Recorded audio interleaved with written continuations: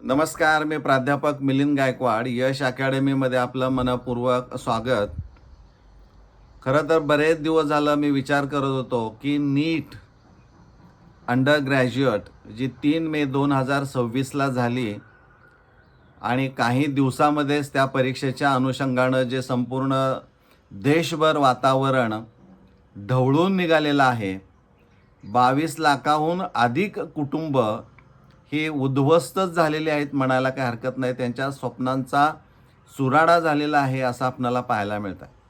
आणि पुन्हा त्यांना सांगितलेलं आहे की जरी तुमच्यावर अन्याय झाला असला तरी आम्हाला माहीत नाही. आमच्याकडून प्रश्नपत्रिका फुटलेली नाही आहे.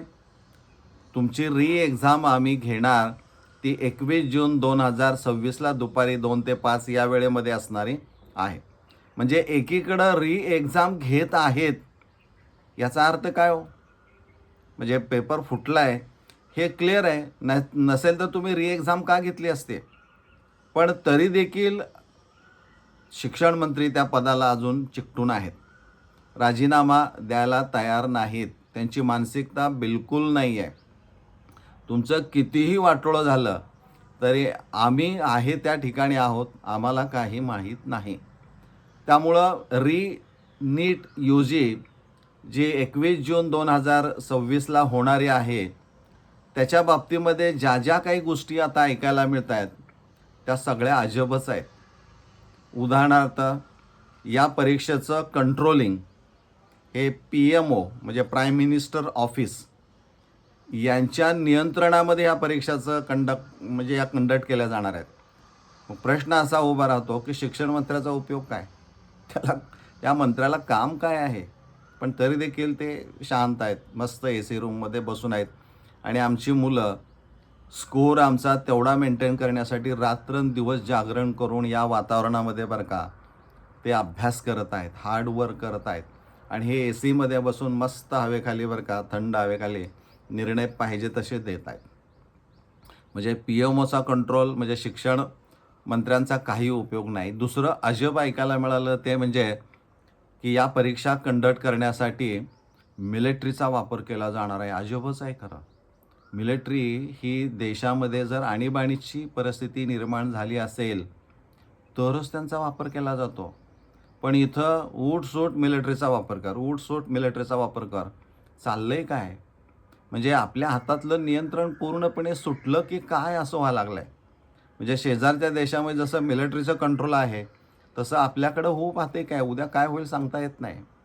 त्यानंतर तिसरं ऐकायला मिळालं तेही अजब आहे की एअरफोर्सची पण मदत घेतली जाणार आहे. बापरे! एअरफोर्सची मदत म्हणजे काय? म्हणजे आमचे विद्यार्थी इतके मोठे गुन्हेगार आहेत का हो? त्यांचा काय गुण आहे? ते परीक्षा देत आहेत, डॉक्टर होण्याचं स्वप्न पाहत आहेत, या देशाची सेवा करण्याचं स्वप्न पाहत आहेत, ही त्यांची चूक आहे का?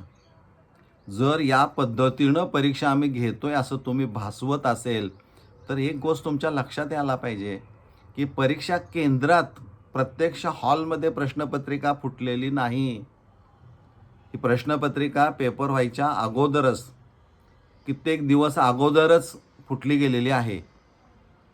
हे आता CBIच्या तपासामध्ये निष्पन्न होत आहे. आणि मग असं असेल तर तिथं परीक्षा केंद्रावर ह्या सगळ्यांचा उपयोग काय? आत फुटलेलीच नाही प्रश्नपत्रिका. जे काय घडलंय ते सगळं रामायण बाहेर घडलंय.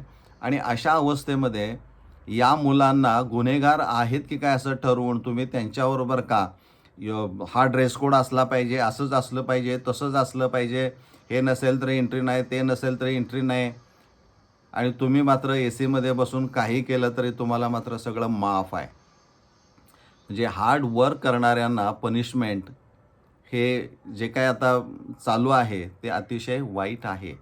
मला खरं तर ह्या परीक्षेबद्दल बोलण्यासारखी परिस्थितीच राहिली नाही. कारण आमच्या मुलांची मानसिकता अशी तयार करायची चालली, कशाला डॉक्टर व्हायचं? अरे काय परीक्षा द्यायची? आता तर 10 वर्षाचा कालावधी करतायत असं ऐकायला मिळतं आहे.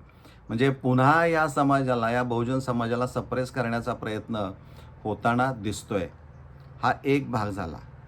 दुसरं ऐकायला मिळतं आहे की नीट UG जी असणारी आहे याचा तोच पॅटर्न राहणार आहे का त्याचं फॉर्मेट बदलणार आहे का काय नेमकं होणार आहे? या बाबतीमध्ये फॉर्मेट बदलणार नाहीत, कारण ते बदलून पण अचानक चालणार नाही आहे. म्हणजे स्ट्रक्चरली आयडेंटिकल एक्झाम ही 3 मे सारखीच होणार, यामध्ये कोणताही बदल असणार नाही. म्हणजे फॉर्मेट तेच असेल. 180 प्रश्न असणारे आहेत, प्रत्येकी 4 गुण असणारे आहेत, 720 मार्काची एकूण परीक्षा असणार आहे, 3 तासांचा कालावधी असणारे आहे आणि ही पेन पेन्सिल ऑफलाईन एक्झाम असणारी आहे. म्हणजे ह्या गोष्टी आहेत, त्याच्यामध्ये कोणताही बदल नाही. फक्त एक बदल होण्याची शक्यता ही एक्सपर्टकडून वर्तवली जाते. एक अंदाज असा वर्तवला जातोय की या परीक्षेचं जे काय माल प्रॅक्टिस होऊ शकतं, तो भाग कट करून डिफिकल्टी लेवल त्याची आणखीन वाढवली जाऊ शकते. म्हणजे उदाहरणार्थ ग्राफ असेल किंवा जे साध्या गोष्टी आहेत त्या टाळून फिजिक्स केमिस्ट्रीसारख्या विषयांमध्ये कॅल्क्युलेशनचा भाग वाढवायचा. म्हणजे तिथं विद्यार्थ्याच्या ब्रेनचा पार भुगा करून टाकायचा. कारण नसताना त्याला बरं का प्रश्नपत्रिकेची डिफिकल्टी वाढवून ठेवायची आणि कर आता तुला काय करायचं आहे ते. या पद्धतीनं बदल होण्याची शक्यता हे एक्सपर्ट वर्तवत आहेत, असं या जे काही पाहायला मिळतं, ऐकायला मिळतं, त्यावरनं साधारणपणे असं दिसतं आहे. त्यामुळं या नीट UGच्या बाबतीमध्ये सगळं काही अजबच चाललेलं आहे. फक्त विद्यार्थी मित्रांनो, तुम्हाला एकच विनंती आहे, काहीही होऊ द्या, जगात कितीही उलथापालथ होऊ द्या, तुमच्या स्वप्नाचा भंग करू नका. वेगळा मार्ग अजिबात अवलंबू नका. हीच परीक्षा म्हणजे आयुष्य असं काहीही नाही. याच्या पलीकडेही आणखीन जग मोठं आहे. त्यामुळं आपला जो इमोशनल कोशंट आहे त्याच्यावर प्रचंड नियंत्रण तुमचं असलं पाहिजे. ते इतकं असलं पाहिजे की इंटेलिजंट कोशंट आणि emotional quotient both should be balanced. म्हणजे एकसारखेपणा त्यात असला पाहिजे, तरच आपण सर्वाईव्ह होऊ. जर इमोशनल कोशंटवरचा कंट्रोल सुटला तर IQ तुमचा कितीही चांगला असून काही उपयोग नाही. तो बॅलन्स एकदा गेला की संपला.